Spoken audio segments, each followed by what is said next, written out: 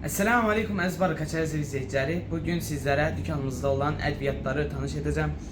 İlk öncəliklə məsələn ət otu var, acı yovşan var, darçın tozu var, sumaq var, kakao var, zəncəfil var, istiyotun qarası və qırmızısı var.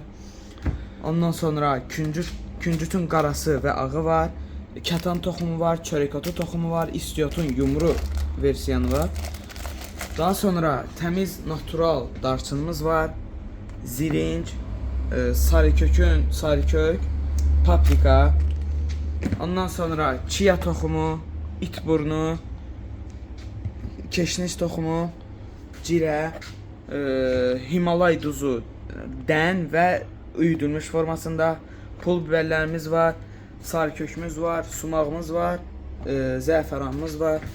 Ondan sonra sumağın bir başqa növü Türkiyənin sumağı olan sumaqlar var.